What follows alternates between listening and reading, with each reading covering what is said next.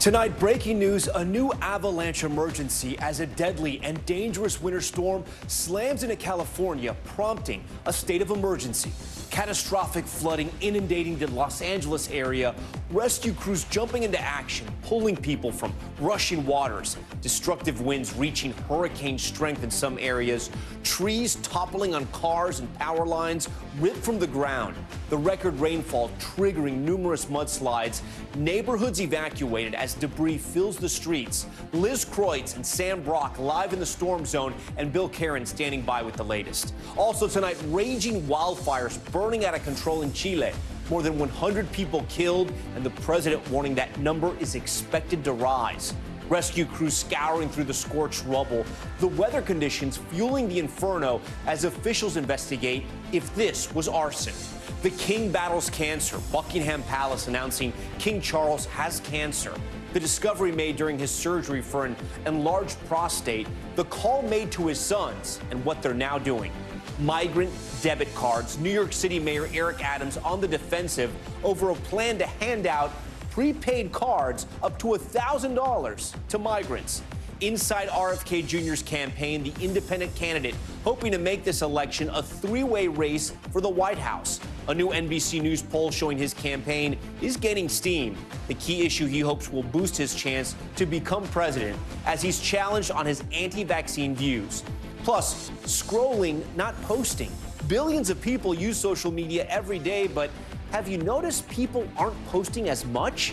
We're breaking down the reasons behind this big shift on popular apps like Instagram and what it could mean for how we interact with friends and family both on and offline. And Big Wave Queen, a Brazilian surfer breaking the record books one wave at a time. The champion and Guinness record holder conquering a 73-foot wave, smashing the glass ceiling for women in the sport.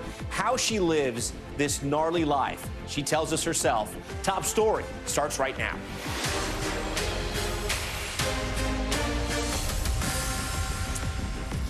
Good evening. It's called an atmospheric river, and tonight it is deadly, slamming the West Coast, unleashing torrential rains, hurricane-force winds, and feet of snow in higher elevations. This is breaking right now. An avalanche reported at Lee Canyon Resort. That's just 50 miles outside of Las Vegas. Officials called in to help search for several people missing. Initial reports are, though, that some have been rescued. All of this comes as millions in California remain under flood alerts as the slow-moving storm inundates the region. In San Bernardino, 3 people were rescued from a tree after escaping their car and had become overcome by floodwaters. In the famous Hollywood Hills, mudslides sent trees toppling and boulders sliding into homes. A home in Encino knocked off its foundation. Fire crews forced to evacuate other homes in that area. Cars trapped in the mud just outside of Beverly Hills. Entire streets coated in debris, cutting off residents in several neighborhoods. The top wind gusts in high elevations reaching a Category 3 hurricane strength, knocking over trees and sending power lines tumbling. More than 300,000 customers without power in the state, and this life-threatening system, it's not over yet. NBC's Liz Kreutz starts us off tonight there. Tonight, relentless rain battering California.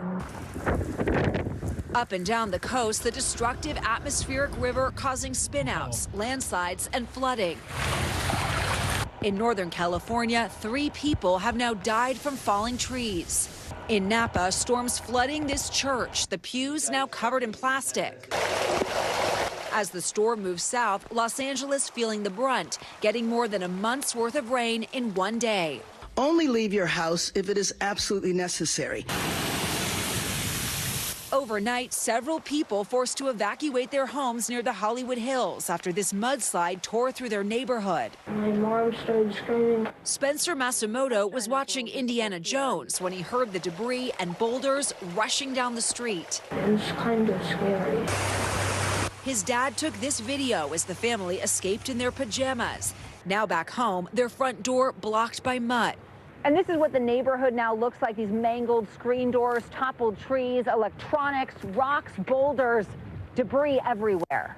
It's a similar story near Beverly Hills, where a mudslide buried this SUV. Did you expect it to be this bad?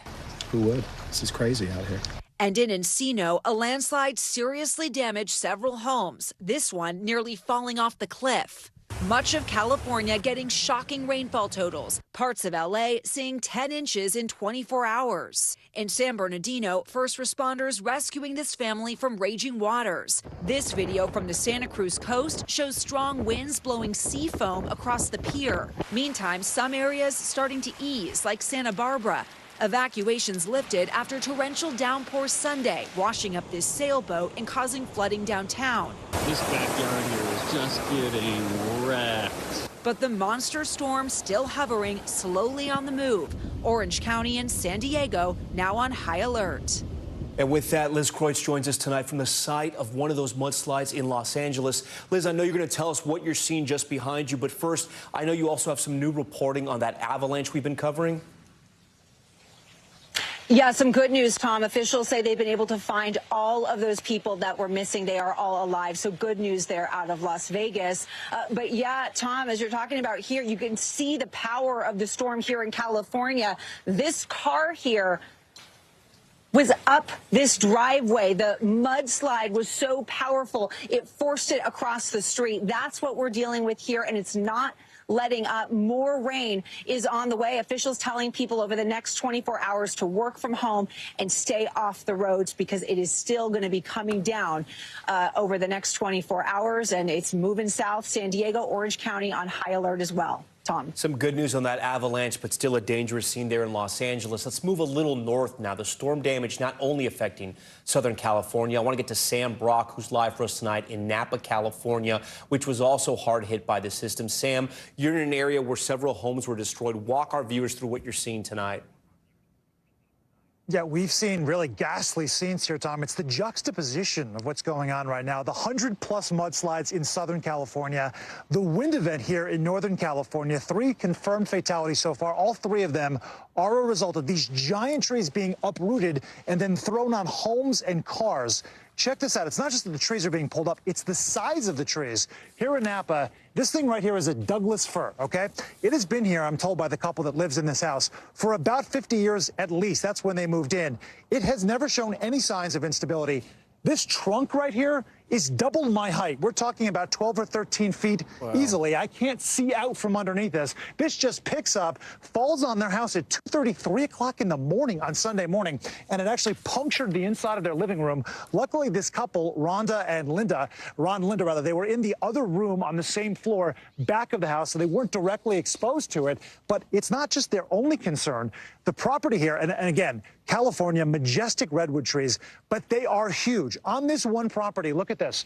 There are about 3 on the side of their house, right there, a grove of them, a small one, that go up 200 to 240 feet. That is the average height of a redwood. And then on the other side of the house, there's 2 there as well. They bind together, which is to say, Tom, that if one of those redwood trees becomes destabilized, the other ones are likely to come down as well. And that's something that we saw in another location of Napa, where a tree went right through the front of a house and ripped the front of the house off, exposing the father to the outside with his 4 kids upstairs. Luckily, they were okay. It gives you a sense of just how strong those winds were. I know you've been speaking all day to people who have narrowly escaped death, in many cases from falling trees, as you've been mentioning.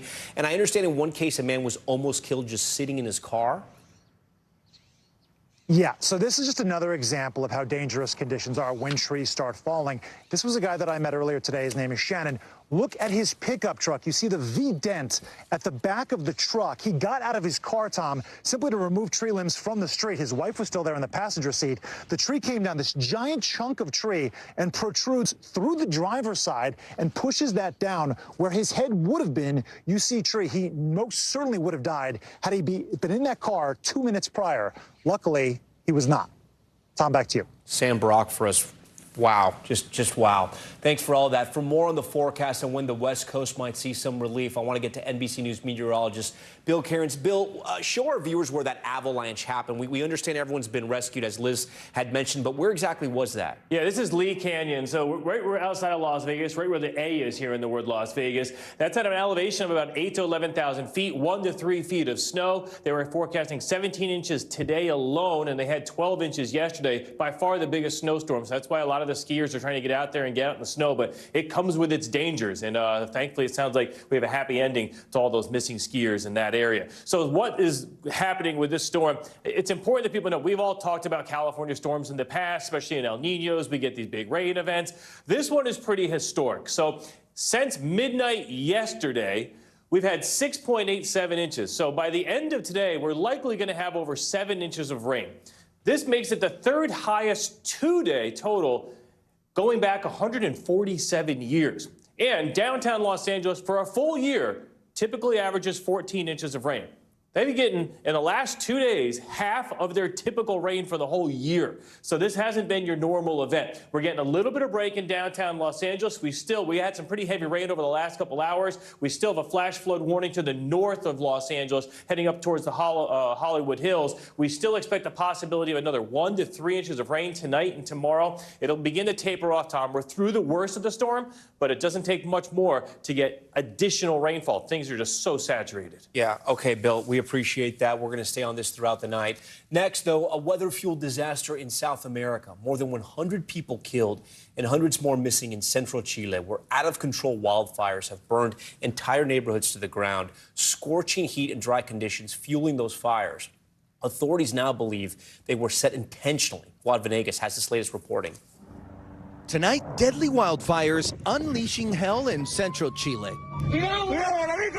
Firefighters surrounded on all sides, risking their lives as the flames approach the National Botanical Garden. The death toll climbing to at least 122 people on Monday morning as first responders dig through the rubble, with hundreds more still missing. In the region of Valparaíso, entire neighborhoods burned to ashes.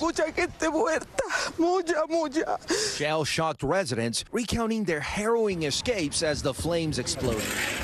Luis Parra says he and his wife were able to make it out with his grandchildren, but his father and his sister were consumed by the smoke as they tried to flee.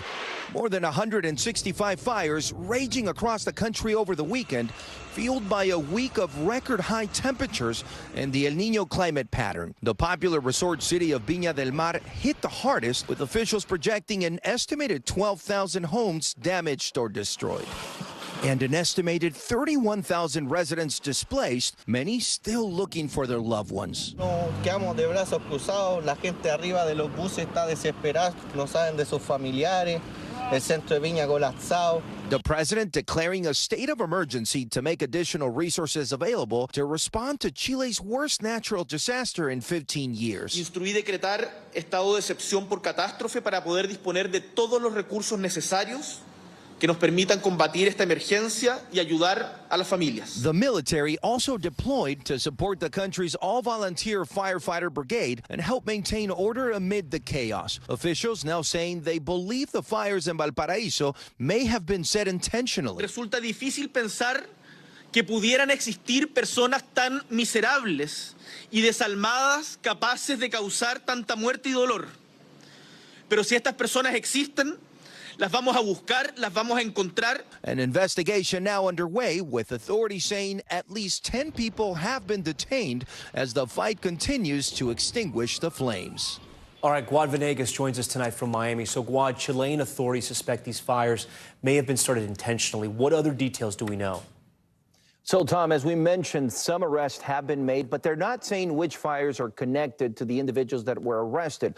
The details that we do know coming from the governor of Valparaíso is that they believe that 4 fires were started simultaneously in that area of Viña del Mar, the fires that caused most of the damage that we've seen to these areas where a lot of people lived. We know that they are still investigating, and they're asking some of the witnesses that could have seen something to talk to authorities. We also know from the superintendent from the fire department there in Valparaíso that they think they have identified some witnesses who could have seen the individuals that set those fires. But again, they are dealing with a lot of fires across the country. It's not just the ones that have caused all of this damage, but fires all across Chile with those high temperatures and the winds, Tom, causing a lot of those fires to get worse. But the good news is that for the next few days, they do expect those winds to be much more favorable for the firefighters to put these out. We hope so. Those images are just stunning, and more than 100 people dead there in Chile. Okay, Guad Venegas on that breaking news. Now to the other big headline tonight. It's a busy Monday night. Buckingham Palace announcing King Charles has cancer. The statement saying it was discovered following his recent treatment for an enlarged prostate, but they did not specify what kind of cancer he has. NBC's Molly Hunter has more details. Tonight, Buckingham Palace announcing King Charles III has been diagnosed with a form of cancer. Just a week after the 75-year-old monarch was released from a London hospital following a routine prostate procedure. In good spirits, walking out, waving to the crowd with wife Queen Camilla by his side. In the statement released tonight, the palace not saying what kind of cancer it is, only revealing that during the king's recent hospital procedure for benign prostate enlargement, a separate issue of concern was noted. Subsequent diagnostic tests have identified a form of cancer. According to Buckingham Palace, Charles began outpatient treatment today in London. So the king actually, by disclosing some of those personal details about his prostate issues just recently, was in some ways breaking with tradition. The Queen was certainly much more private about her health. The palace confirms he shared his diagnosis personally with sons Harry and William, and a source close to Harry and Meghan tells NBC News Harry will travel to the UK to visit his father in coming days. Charles, who's been king for just 18 months, was last seen out at church yesterday, and Buckingham Palace says he will continue to undertake state business and official paperwork and will postpone upcoming events. I think we will expect to see certainly William do more duties over the next couple of months, which will be difficult for him. According to the palace, Queen Camilla will continue with a full schedule of royal duties. Molly joins us tonight from outside Buckingham Palace. So, Molly, you reported the king called both his sons. There's been some tension with Harry, but clearly with this diagnosis, the king felt there were more pressing matters. And now word, as you reported as well, Harry will be traveling to London. What does this mean for the royal sons?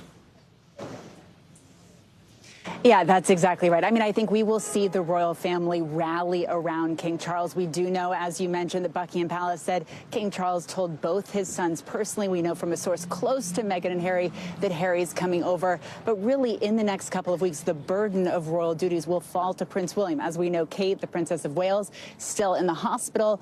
We won't see King Charles for at least a couple of weeks, certainly out of public view. So we will see a lot of Queen Camilla and certainly a lot of Prince William, who will return to royal duties this week. Tom? Okay, Molly Hunter for us. Molly, we appreciate that. Back here at home to New York City and the growing frustration over the migrant crisis. Mayor Eric Adams on the defensive over a new pilot program that would give migrants a prepaid debit card. Some families receiving up to $1,000 a month. The program now drawing sharp criticism as the city responds to their handling of recent crimes involving migrants. NBC Aaron McLaughlin has this one. Tonight, New York City's mayor pushing back on criticism of a new $50 million program to hand out prepaid debit cards to migrant families. We need to dispel the rumor that we gave American Express cards to everyone. Adams insisting the prepaid cards would curb the cost of inefficient food distribution that has led to expensive food waste, potentially saving taxpayers roughly $7 million a year. Adding the cards can only be used for food and baby supplies, with a limit of up to $1,000 per month for a family of 4. If this is successful, we're going to expand it even more. The pilot program drawing immediate criticism, including from rapper 50 Cent, who went on to social media to vent his frustration, writing, "Maybe Trump is the answer." I told 50 Cent to hit me up. I would love to explain it to him. And over the weekend, Texas Governor Greg Abbott joining the choir of criticism while on Fox News, calling the program insanity. It may be the most reprehensible thing that I've seen take place over the past 48 hours. It's the latest effort by New York City officials to deal with the ongoing migrant surge. More than 173,000 migrants and asylum seekers have arrived in New York City since the spring of 2022. Both the New York Democratic governor and the mayor have been pleading for federal support, insisting the city is at a breaking point. This has hurt us. And where the White House needs to make adjustments. The move as the search continues for migrants who were caught on camera attacking 2 New York City police officers last month. 7 suspects were arrested and 6 of those were released without bond. Police say they believe at least 6 more people were involved. Get them all and send them back. You don't touch our police officers. Governor Kathy Hochul now publicly challenging Manhattan DA Alvin Bragg, saying she believes none of the migrants should have been released without bond. An assault on a police officer means that she should be sitting in jail. Bragg defending his decision while condemning the attack, saying he didn't request bail out of caution, adding he needed to send the right people to jail. The video is the start of the process, not the end. We will continue to work to identify all those responsible and will hold them accountable for their specific roles. Tonight, the Big Apple looking to D.C. for answers as a $118 billion bipartisan bill moves through Congress to impose tougher asylum and border laws. Well, earlier today, we were hearing from Governor Hochul. She was calling on New York's congressional delegation to support that bipartisan border deal. She's saying it's, quote, the most significant immigration reform in decades. Tom. Aaron McLaughlin for Top Story tonight. Still ahead tonight, the murder mystery in Indiana. 2 women in their 50s killed in the same way and their bodies found in the same place, just days apart. Is that a pattern? What authorities are saying tonight. Plus, cartel campaign. The bombshell report alleging the president of Mexico received millions of dollars from the country's notorious gangs during his first run for president. We'll explain. And the shocking discovery during a routine port inspection, how the Coast Guard found a dog who had been locked in a shipping container for at least a week. How that dog's doing tonight. Stay with us.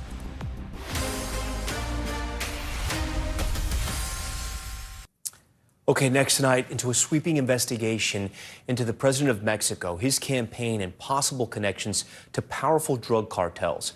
A bombshell report by ProPublica outlining the U.S. government's investigation into President Andrés Manuel López Obrador and allegations his first presidential campaign received millions of dollars from illegal drug traffickers. NBC's Marissa Parra has this story. Tonight, Mexico's president defending his legacy after bombshell reports this week raised questions on whether his first presidential campaign received millions in funding from drug cartels. No hay ninguna prueba. Son unos viles calumniadores. President Andrés Manuel López Obrador punching back at a press conference Wednesday after journalists pressed him on simultaneous reports published this week, including by Inside Crime and ProPublica, each citing more than a dozen interviews with U.S. and Mexican officials, as well as a review of government documents. The extensive report claims authorities uncovered evidence suggesting López Obrador's failed presidential run in 2006 was supported by cocaine money from an infamous trafficker known as La Barbie, in return for a promise that his administration would help facilitate the cartel's illegal activity. La Barbie apparently gave something on the order of $2 million through people on his payroll to people in the campaign logistics operation. One of those operatives ended up becoming a confidential source and an active collaborator of the DEA investigation. We spoke to the author of the ProPublica report, Tim Golden. He had access to an investigation carried out between 2010 and 2011 by the federal prosecutor's office of the Southern District of the New York and the DEA, from which the claims originate. According to ProPublica, that investigation, quote, did not establish whether López Obrador sanctioned or even knew of the traffickers' reported donations. The DEA investigation did not establish firmly whether he even knew about the donations that were made. There was some evidence that he may have. We didn't think that some of the details were clearly enough corroborated to go into it. A spokesperson for the Department of Justice said in part that the department fully respects the sovereignty of Mexico and remains committed to working shoulder to shoulder with the country in the fight against drug cartels. No one has been charged. He hasn't come up with any substantive, really, challenges to the accuracy of the reporting. I think it's also very, very clear that the Biden administration is extremely uninterested in doing anything that might provoke the ire of López Obrador. They are negotiating with him on border security, on holding back the flow of migrants, an essential campaign issue. López Obrador, who went on to win the 2018 election by a landslide, claiming U.S. officials were behind this week's wave of investigative reporting, but offered no further information or proof. No denuncio a los medios, denuncio al gobierno de Estados Unidos de permitir estas prácticas inmorales. The latest allegations on his presidency's relationship with cartels threaten to cast a shadow over him and his party, months ahead of Mexico's next presidential election. López Obrador might be ineligible for this year's Mexico election once his term is up. But you heard his response to these reports, his allegations that the United States government is behind these reports without any proof. And even though he is not on the ballot for this year's Mexico election, this doesn't bode well for the fragile relations between the two countries, both of them heading into their own respective presidential elections. And we know that the war on drugs is a big part of the campaigns for presidential candidates on both sides of the border. Tom? All right, Marissa Parra for us. Marissa, we thank you for that. When we come back, lucky to be alive. New body cam footage showing police racing towards a burning car, struggling to pull a man out. How they eventually managed to save his life right before the car became engulfed in flames.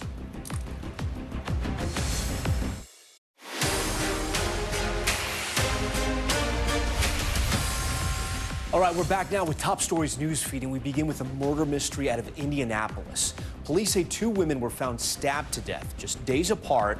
Both women were white, similar in age, and were local to the area. Police also say they were killed in a similar manner and their bodies discovered nearly in the same spot. Police say it's unclear yet if they're connected, but are stepping up patrols and urging anyone with information to come forward.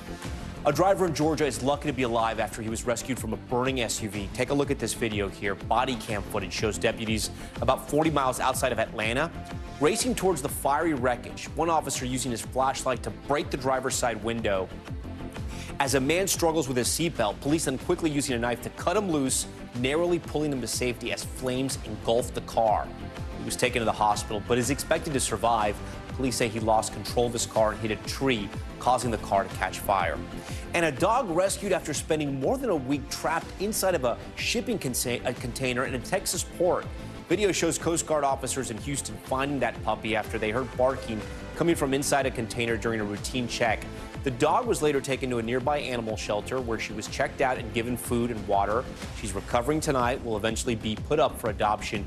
No word on where that container came from. Okay, time now for power and politics in the race for the White House. RFK Jr., the son of Bobby Kennedy, mounting a third-party campaign.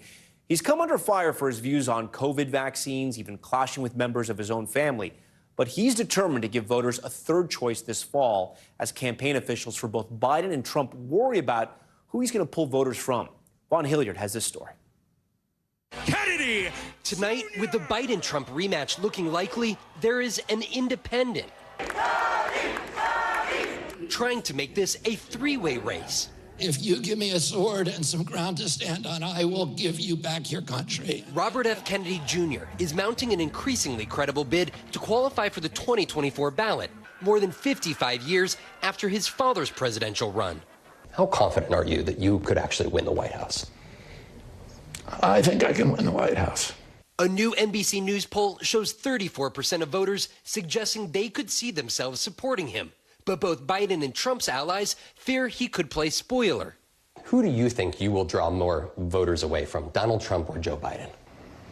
I mean, I hope to draw equal numbers from both of them. I think at this point, I'm probably drawing more from President Trump. Trump himself even praising Kennedy. He's a very good man, and his heart is in the right place, and he's doing really well. President Biden has not even publicly acknowledged Kennedy's campaign.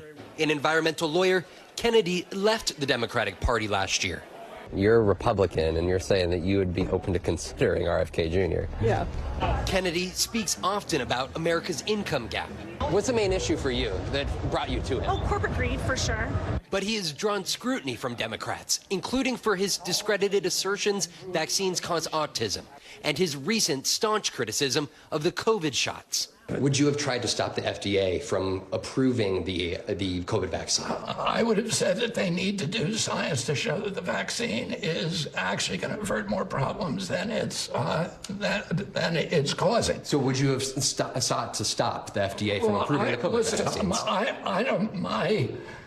My policy is not going to interfere with anybody who wants to take a vaccine. Some of his views led 4 prominent members of his own family to say he does not share the same values as their father.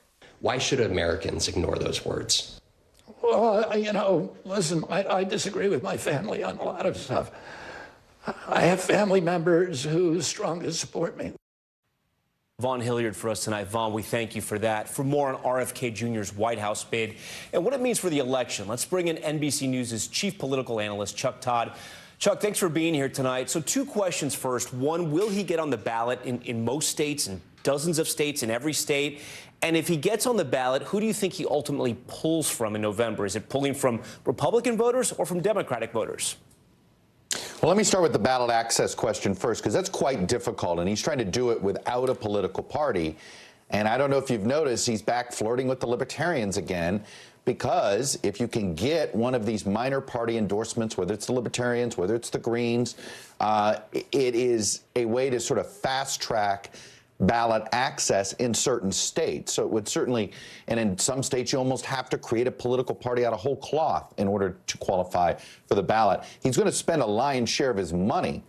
He's been complaining about this because of how hard it is to get on these ballots. So I'm very skeptical he's going to get on all 50 without the assistance of an actual political party. So I'm very curious to see if the Libertarian flirtation goes. To answer your second question, there's actually some new polling data I was looking at today. We were very careful. We haven't put Kennedy's name in yet specifically. We've tested him as favorable, unfavorable. It's a little early to put it. You want to see how many ballots he gets on. But I was looking at some other polling data today out of UMass, and he definitely takes right now more from Trump than from Biden. He's unique in that respect. All of the other third-party candidates take more from Biden than Trump. Tom. So, Chuck, the last time we saw a serious third-party candidate was back in 1992. And I say serious because I know Ralph Nader was a serious candidate in several elections. But let's talk about Ross Perot. Here's what he said about the campaign more than 3 decades ago. 5.5 million people came together on their own and put me on the ballot. I was not put on the ballot by either of the 2 parties. This is a movement that came from the people. This is the way the framers of the Constitution intended our government to be, a government that comes from the people. 1992, you can argue Ross Perot catapulted Governor Bill Clinton into American history books. Do you think something like that could happen in November? Look, I don't believe it will, and yet I understand why we're all looking around wondering if it might. I mean, on one hand, look, this is a giant vacuum that the 2 parties have left here, right? You have collectively a frustration with a big chunk of the sort of the non-activist, either activist Democrats or activist Republicans who don't like this choice of Trump and Biden. So in theory, there is a market, 30 to 40% of the electorate, that tell us in polls and say, I want another choice. But we know what happens. 90% of the time, they end up going back to the party they normally vote with in these cases. You know, Perot, because it looked like he could win, it was different. He also had an unlimited amount of money at the time that brought him even. I just don't see anybody today. I think Kennedy is already too polarizing. Look, if you told me The Rock tomorrow was going to announce and he's running for president and he was tired of this, or somebody sort of from outside of our normal political zeitgeist, I'd take a listen. But I just think that while there's a demand for it, there's not the candidate that I think will fulfill the demand. I wanted to have this conversation because I want to get to some brand new polling from NBC News from over the weekend, which shows our current president in some serious trouble, right? The most alarming numbers yet for the Biden campaign. Let's put it on the screen for our viewers. In a head-to-head general election matchup, former President Trump now leads Biden by 5 points, his largest lead ever in our NBC News poll. And one major factor that could be driving this, an abysmal approval rating for President Biden, now sitting at just 37%. That's the lowest rating we've measured since the second Bush administration.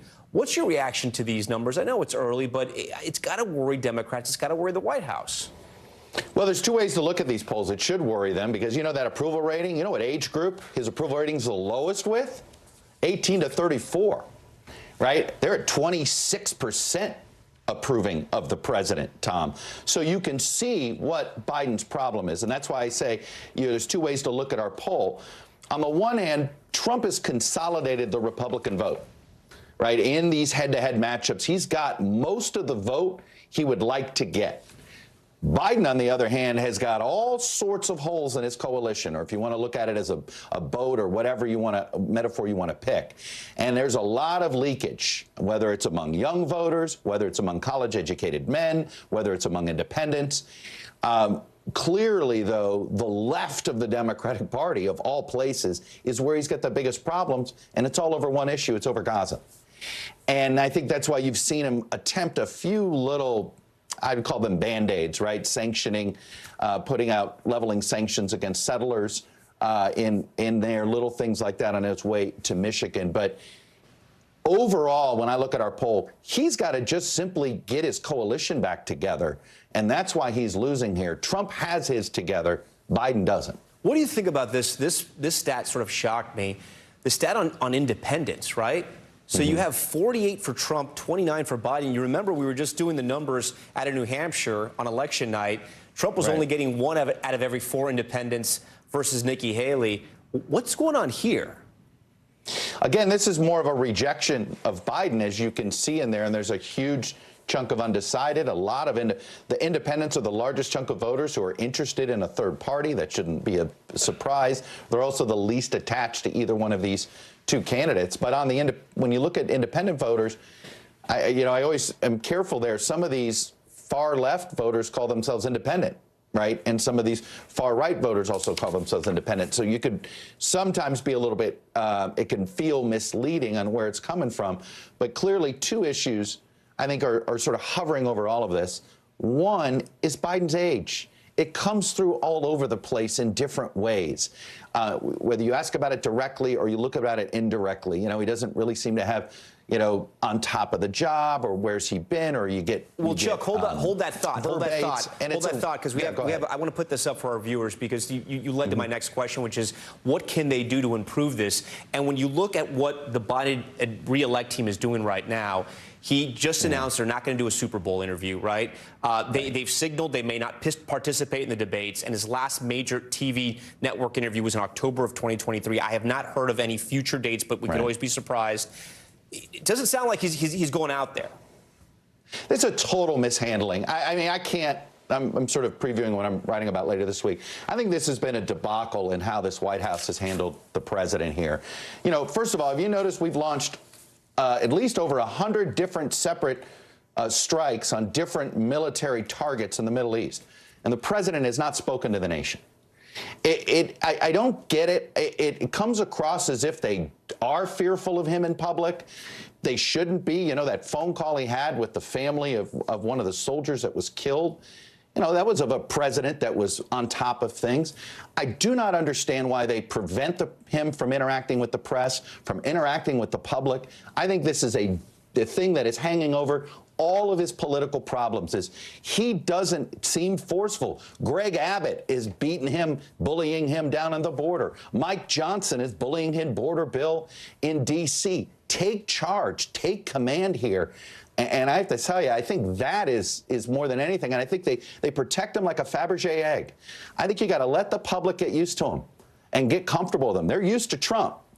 A lot of people think he's erratic, but the more he's out there, the less erratic he comes across to some people because it's constant. I kind of think that the Biden White House ought to rethink their strategy with the president.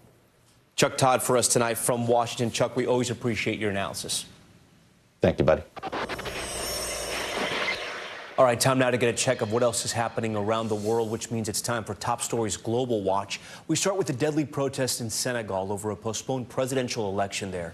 New video showing police using tear gas to disperse demonstrators in the capital city of Dakar as lawmakers voted on a bill that would officially delay the February 25th election. At least one of the opposition candidates was detained, the president announcing the delay on Saturday, claiming it was over issues with candidate eligibility. Opposition leaders have accused him of a, quote, constitutional coup. Soccer fans in Hong Kong outraged after Inter Miami's Lionel Messi decided to sit out a sold-out exhibition match. 40,000 fans packed the stadium, some who spent more than $600 to see the soccer star play. But he spent the game on the bench amid speculation about a hamstring injury. Fans in the stands booing and calling for a refund. Inter Miami is set to play in Tokyo later this week, but it's unclear if Messi will take the field. And an alcohol shortage is hitting one of Africa's most popular travel destinations. Officials say a supply chain issue affecting Zanzibar has caused the price of a beer there to increase by almost 100%. Some of the hotels now reportedly not selling alcohol at all. Local business owners worry this will affect the island's tourism, which makes up about 90% of its revenue. Okay, coming up, have you been posting less on social media? If you're only logging on to scroll, you're not alone. About 60% of users say they're scaling back on posting. So could this signal the decline of social media use altogether?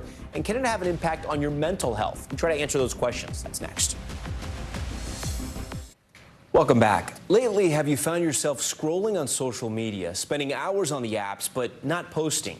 Well, you're not alone. A recent story in the Wall Street Journal caught our eye. It's titled, "We Aren't Posting on Social Media as Much Anymore. Will we ever?"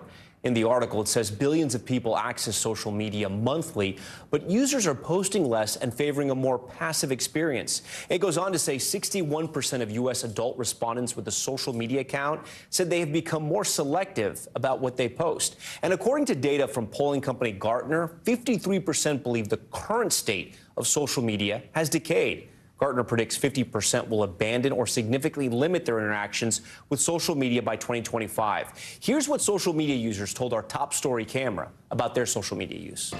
I don't post that much. Like, if I don't feel that my photo is good enough or I don't have enough confidence in the stuff that I'm posting, then I'm not going to post it. I feel like the quality of everyone's individuality has decreased. Because I feel like sometimes we feel pressure to post because we feel like we need to show people what we're doing at all times.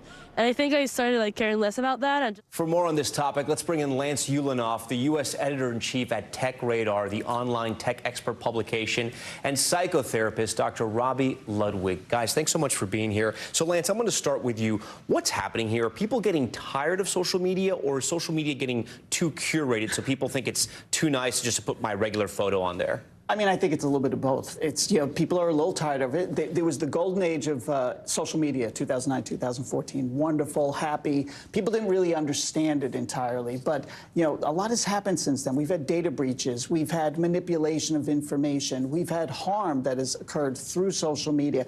And so everybody's kind of grown up with it. In fact, the youngest cohort have really grown up with social media, Gen Zers, and they know more about it seems, than everyone else. And I think they're a little tired of it. And they're a little tired of manufactured reality on these platforms, and they're starting to look for more reality. Doctor, is this actually a good thing? Well, it certainly can be a good thing because I think people were posting to impress, and I think it was also causing some problems interpersonally or at work. If you post your opinions, it can come back to bite you.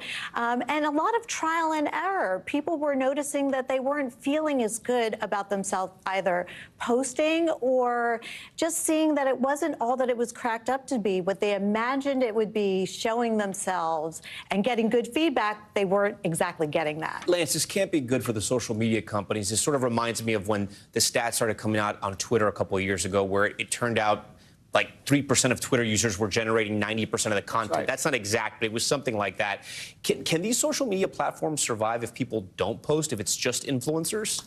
No, they can't survive if those are the only people they're posting. But they're trying to diversify right now. They're trying to offer smaller experiences. One of the things that Facebook is doing is noticing a lot of people sharing things on direct message or messaging. In fact, they're all noticing that. So they're trying to expand that part of it. Because what people have started to realize is they want their social network to reflect their real life network, be smaller, more controlled, and not, be subject to the barrage of feedback they get for just posting a picture. What do you think that the phenomenon of the influencer, has it essentially sort of, I don't know, elbowed out regular people to share their moments on social media? I don't think so, but it could cause people to post less because they feel that it has to be a curated image or it has to look a certain way. And it impacts a person's self-esteem. If they're constantly looking at themselves and they're constantly posting and trying to get the right post, they can feel badly about themselves. And there's this compare and despair that goes on with posting and social media, constantly looking at others and seeing if we're measuring up. And I think people are realizing, I don't want to feel badly about myself. Maybe if I don't post as much, that's the answer. Lance, I want to put a graphic up on the screen for our viewers here. This is a time long ago when you may remember some of these here, MySpace and Friendster, Vines, and to a lesser degree, you know, Twitter, now X, Facebook. You wonder how many people are using those still to this day. Not as popular as they once were. Is there a shelf life for social media, and essentially that's what we're seeing now? I feel like when we communicate with our phone, whether it be emojis or memes, I mean, everything seems to have a shelf life, and then it sort of goes out of style, and I just wonder if that's what's happening with social media now. You know, until the next one. Right. You know? Social media is still so new, really. It hasn't been around. So we just had the 20-year anniversary of Facebook, right? So that's the longest existing one. And many have come and gone in between that. But we really don't understand exactly what the life cycle of all these things are. But what I will say is that when you look at the people, the Gen Z, people who've kind of said they've taken a step back, well, they've also taken a step forward toward TikTok, which is the biggest social network at the moment and currently on sort of a growth cycle, right? That's where they're getting all their information. But every time a younger generation comes in, they don't want to be where their parents are. And so they kind of shift to the next thing. So I don't think it's the end of social media, but there are a lot of changes coming. And one of the things you have to keep an eye on is regulation, because I think that's going to steer the future of social media. Doctor, finally, I would think if people are spending less time on social media or they're posting less, maybe they're interacting with real people more, and that might be better. Absolutely. There's an appreciation of privacy, too. We want to have private lives, and we want to interact in a more meaningful way. The superficial interaction is no longer making us happy or feeling fulfilled. So people are spending more time calling each other, texting each other, and spending quality time face-to-face, and that's a good thing. All right, guys, thanks so much for joining here. We guys appreciate that. When we come back, big waves and big dreams. Up next, we introduce you to a Brazilian big wave surfer who just landed another big win a decade after a near-fatal accident. You will not believe the size of waves she rides, her journey to Guinness World Record holder status, and how she hopes to inspire others to always get back on board. We'll be right back. Finally tonight, you're about to meet a real-life superwoman. She's a Brazilian surfer who just notched another big victory. She's been at the top of her sport for more than a decade, fighting through life-threatening injuries, gender bias, and even racking up a few world records all along the way. Ellison Barber takes a look at her incredible story of resilience and how she hopes to inspire the next generation of surfers. Wow. That's a beautiful ride. For Brazilian surfer Maya Gabeira, her dreams have always been as big as the waves she surfs. The world record was always a dream of mine. For nearly 20 years, the 5'5" big wave surfer has taken on the male-dominated sport by storm. I love to be in the ocean. I think it's, I'm probably more comfortable and happy in the ocean than in land. She's a 7-time world champion and holds 2 Guinness World Records, including this record-smashing surf in 2020. I was a little bit frightened at that moment, to be honest. Maya riding a 73.5-foot wave in Nazaré, Portugal. I just heard that immense explosion and I realized not only it was really, really tall, but it was very powerful and it was very close to me. The biggest wave surfed by anyone that year, and the biggest wave ever ridden by a woman. This January, another victory. At 36 years old, Maya, once again, taking the top spot at Nazaree's Big Wave Challenge. I was coming back from an injury, so that's always very challenging. Her journey to greatness is a story of perseverance and courage. Every day, you would go to the beach and not really see any girls in your everyday, like, surfing routine. She moved from Brazil to Hawaii when she was just 17, quickly getting herself into big wave competitions and winning. I kind of ventured into the world of surfing always with boys. But in October 2013, one of those massive Nazaré waves nearly killed her, knocking her unconscious and breaking her ankle before a fellow surfer helped pull her out to safety. Doctors warned her she may never be able to compete again. But she got back on the board, setting her first Guinness World Record just 5 years later. I think that's in sports, right? I mean, every sport you fall and you get injured and you want to get back up because you love it. Her love for the ocean, also something she works on off the board. She's an ocean conservationist and an advocate with organizations like UNESCO and Oceana. I just try to find all the ways I can maximize my time out there. I think it's a great place to get in touch with nature, to learn, to be connected. And one more thing on her resume, children's book author, writing stories inspired by her real-life experiences of breaking records and gender stereotypes, plus overcoming her own challenges, like asthma. I got one little girl come up to me once after the book, and she grabbed onto me. I think she was around 6 or so. She was like, "But do you really have asthma?" And I was like, "Yes." She was like, "I have it too." So it's unique when you can connect to kids like that. Now Maya's inspiring other young surfers to take on the waves, even if it means getting knocked off once or twice. Those are some huge waves. What an incredible athlete. We thank Ellison Barber for that story, and we thank you for watching Top Story tonight.